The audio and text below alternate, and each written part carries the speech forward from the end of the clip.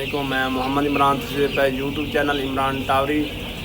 आज अलहमदुलिल्लाह साडा चूज़ा हो गया 6 दिन का। 6 दिन के चूज़ा हो गया। अज असी कराने लगे हैं टीका लगवान लगे हैं। टीका किस तरीके लगवाने हैं, कोई दोस्त अपनी लाइव वैक्सीन पिलाते हैं, असी कराने हैं टीका किस तरीके कराते हैं और टीके के दौरान किहड़ी चीज़ नूं नोट करना चाहिए वा और वह की तरीकेकार है, टीके नूं किस तरीके लवाना चाहिए वा।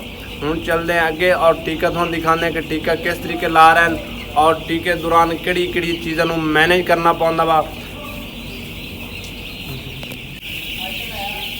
चेक करो, इस टाइम साडा टीका लग रही है वा। एक हाउस में तो मुकम्मल हो गया टीका। हुण दूसरे हाउस दे विच असीं टीका शुरू किया होया वा और इन टीके दौरान थोड़ा टैंपरेचर जिहड़ा वा वो मेनटेन होना चाहिए वा। टैंपरेचर थोड़ा हिक होना चाहिए वा।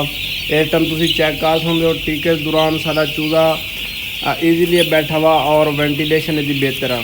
टीके दौरान तुसीं अपना टैंपरेचर जिहड़ा वा वो तुसीं मेनटेन रखना, क्योंकि टीका लगदा वा। टीके दौरान चूज़ा स्ट्रैस ना लवे, वैक्सीन का स्ट्रैस ना लवे, चूज़े नूं बुखार हो सकता है। इस वास्ते तुसीं अपनी वेंटिलेशन जिहड़ी आ और टैंपरेचर जिहड़ा मेनटेन रखना चाहिए वा टीके के दौरान ही। हुण असीं चलते हैं अगे और तुहानूं दिखाने हैं कि टीका लगवाने का तरीक़ेकार की है, किस तरीके टीका लगवाते हैं और किस तरीके लड़के फड़ के अगे लैके आउंदे हैं।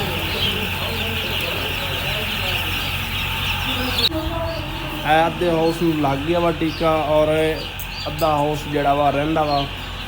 हुण टीका इस पासे मुकम्मल हो गया वा, टीका लग गया इस साइड में, ये साइड मुकम्मल हो गई। वेख लो चूज़ा कट्ठा वा और जगह छड़ के बैठा वा। क्यों बैठा वा? क्योंकि टीका लग गया वा। टीके में स्ट्रैस जानवर बैठा वा। जो टीका साडा मुकम्मल हो जाएगा फिर असी चक्कर लावांगे और इसका टैंपरेचर तो साडा पहले ही मेनटेन आ और उस तो बाद इंशाल्लाह अपना बराबर हो जाएगा चूज़ा।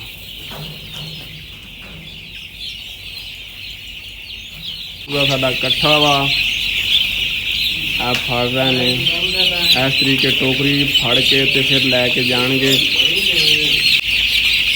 नाल ही। फिर इस तरीके बैठे ने भाई हम टीका ला रहे हैं। इस टाइम चेक कर सकते हो। ज़्यादा टप के जमा नहीं रखने क्योंकि गर्मी कर जाने, गर्मी के फिर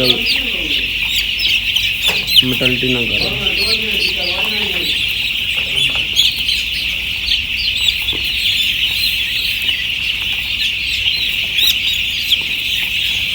मैं पहली दफ़ा टीका ला रही हाँ मीन चूज़े नूं, क्योंकि पहले मैं कभी नहीं सी टीका लाया। तो टीके लाने के दौरान मैंने बहुत जाका जी आ रही है, क्योंकि छोटा चूज़ा ही मैं कहना मटलटी ना हो जाए, मार ना जाए, गलत टीका ना लग जाए। पर मैं नाल वाले वैक्सीनेटर को पूछा तो उन्हें कहा नहीं तू ठीक टीका ला रही है, तू अपना टीका लाई चल। तो फिर मेरा थोड़ा जिहा जाकर लत्था और फिर मैं अपना तसल्ली नाल टीका जिहड़ा ना शुरू किया और फिर मैं जल्दी जिहड़ा ना टीका लाना शुरू कर दिता। क्योंकि छोटा चूज़ा होंदा, छोटे चूज़े नूं टीका लाना थोड़ा मुश्किल होंदा नवें बंदे वास्ते। और इहदे विच सानूं इतनी एहतियात करनी चाहिए, टीका वेख के छाती दे विच लाना चाहिए वा कि चूज़ा अगर थोड़ा जिहा सुरंज ज़्यादा लग गई या टीका अगे पीछे लग गया जानवर मटलटी कर वैसी। तो इस वास्ते मैं कैमरेमैन नूं भी कह रही हूँ कि मेरी वीडियो सही तरह बनाई। तो टीके के दौरान बड़ी चीज़ नाल एहतियात नाल टीका लाना पौंदा, क्योंकि टप दे विच थोड़े चूज़े पवाओ, क्योंकि अगर ज़्यादा चूज़ा पवाओगे टप तो बाहर ना जानवर जाए और बड़ी ईजीली हो कि तुसी अपना काम करो।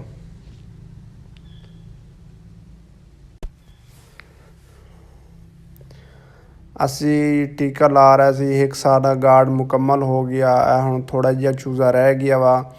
असी इस चूज़ा थोड़ा जिहा मुकम्मल करते फिर इंशाल्लाह अगले गार्ड चले जावांगे।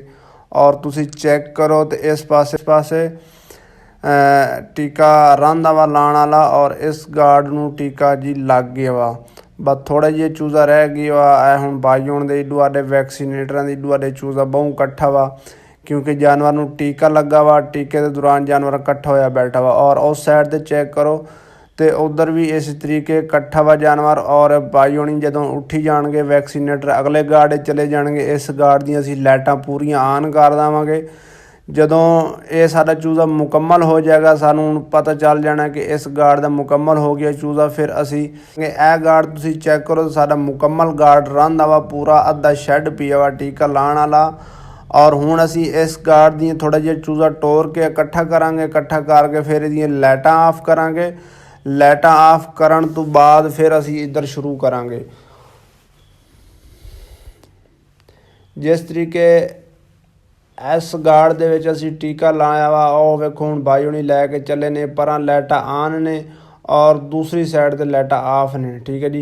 आ हुण असी टोकरी थल्ले नहीं रखते, टोकरी चाक रखदा मुंडा, क्योंकि जानवर थल्ले रखांगे कोई जानवर बाहर ना निकल जाए। अलहमदुलिल्लाह सारा हुण टीका मुकम्मल हो गया। इस टाइम तुसीं चैक कर सकते हो। पहले भी चूज़ा वेख्या सी किस तरीके चूज़ा इकट्ठा सी और जानवर जदों टीका लगे उदों जानवर स्ट्रैस लै लैंदे। इस टाइम तुसीं चैक करें इहदा माहौल भी बराबर है, पक्खा भी उहदा पूरा पूरा चलना और टैंपरेचर भी इहदा मेनटेन आ। तो इस वास्ते जदों भी तुसीं टीका लवाओ उदों तुहाडा टैंपरेचर मेनटेन होना चाहिए, क्योंकि टैंपरेचर अप लो नहीं होना चाहिए, क्योंकि जानवर स्ट्रैस ना लवे। जदों टीका जानवर लगदा उदों जानवर स्ट्रैस लै लैंदा।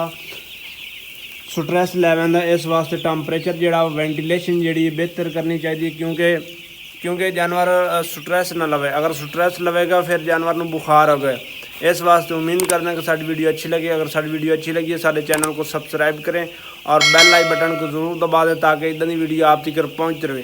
तब तक के लिए अल्लाह हाफिज़।